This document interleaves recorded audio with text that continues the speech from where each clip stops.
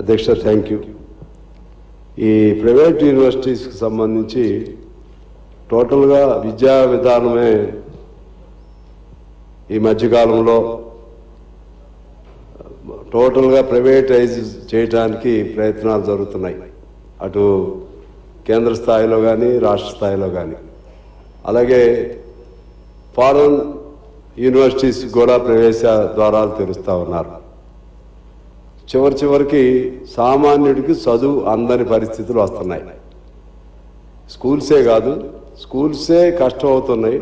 ఇక degree colleges, అలాగే engineering colleges, అలాగే ఇతర యూనివర్సిటీస్, ఇవన్నీ కూడా దానిపైన నియంత్రణ లేకుండా చేయటం వలన తర్వాత ముందు పర్మిషన్ తీసుకుంటున్నారు.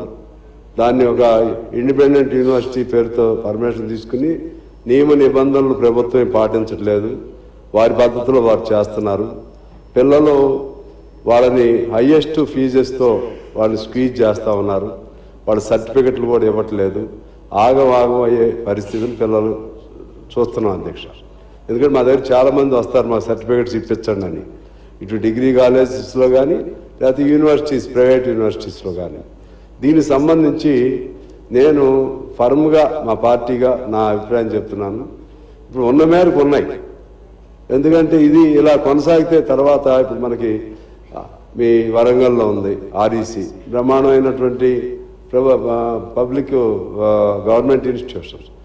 మన జేఎన్టీయు మంచి స్టాండర్డ్ ఉన్నటువంటి యూనివర్సిటీ. అలాగే ఉస్మానియా ఎంతోమంది మేధావులు తయారు చేసింది. అటువంటి చిన్నగా మన ఇవన్నీ మన చేతుల్లో కూడా ఉండవు అధ్యక్ష. ఇది ఇక్కడితోనే మొదలవదు. కాబట్టి ఇప్పుడు ఆల్రెడీ ఈ మధ్య కూడా మా దగ్గర అర్త్ యూనివర్సిటీ ఒకటి పెట్టారు, గవర్నమెంట్ దాన్ని కన్వర్ట్ చేశారు. హైదరాబాద్లో కూడా సాఫ్ట్వేర్ సంబంధించిన యూనివర్సిటీ ఒకటి పెట్టారు.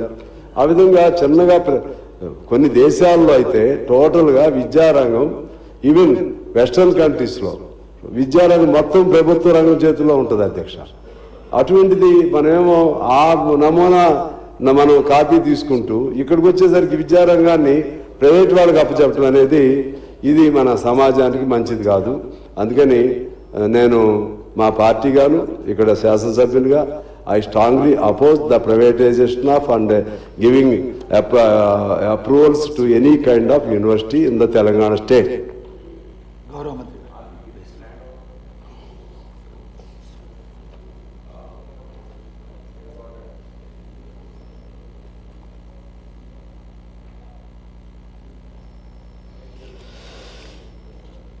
అధ్యక్ష, హరీష్ బాబు గారి ప్రధానంగా ప్రైవేట్ యూనివర్సిటీస్ ఎంకరేజ్మెంట్ అనేది మంచిది కాదు. ప్రభుత్వ పరంగా విశ్వవిద్యాలయాలు కానీ, ఇన్స్టిట్యూషన్స్ కానీ, స్కూల్స్ని కానీ ఎంకరేజ్ చేయాలి, స్ట్రెంథెన్ చేయాలి అనే మాటతోటి వి అప్రిషియేట్ ఇట్. కానీ కొన్ని రికగ్నైజ్డ్, ప్రధానంగా ఇప్పుడు ఇంతకుముందు మా అక్బర్ గారు అన్నారు, యదాస్మి whether it is a private, ఇది మైనారిటీ ఇన్స్టిట్యూషన్ అన్న కాదని చెప్పేసి. It is not a minority institution. I have just mentioned it, but it is not a minority. It's just a private university like any other private university. It is not a minority university. Okay. But overall, the government stand is that we have to strengthen the government sector, whether it is universities, institutions, schools, residential schools, ఏదైనా కానీ particularly government has a responsibility. Government has to take those sections into confidence. It is our responsibility. Two sectors where government plays a very vital role. One is education, the second is health. ఈ రెండింటిని బలోపేతం చేయాలి. సరే, private ఇన్స్టిట్యూషన్సే కానీ అవి కానీ సహజంగా వస్తూ ఉంటాయి. కానీ ప్రభుత్వ పాలసీ అనేది విద్యకు, వైద్యానికి సంబంధించి గురుతరమైన బాధ్యత ప్రభుత్వానికి. ఆ దిశగా మా ప్రయత్నం ఉంటుంది. మెడికలే కానీ, హెల్తే కానీ, health concerns of the common మ్యానే కానీ, quality education for the common మ్యానే కానీ ఈ ప్రభుత్వ బాధ్యత కనుక మీ ద్వారా గౌరవ సభ్యుల కింద అప్పీల్ చేస్తున్నాను. ఇందులో ప్రధానంగా ఒక రిహాబిలిటేషన్ యూనివర్సిటీ, సౌత్ ఇండియాలో రిహాబిలిటేషన్ యూనివర్సిటీ లేదు, చాలా ముఖ్యం అది. సో మీ ద్వారా హౌస్కి అప్పీల్ చేస్తున్నాను, ఈ బిల్ని ఆమోదించండి. Speaker sir, through you I would like to also know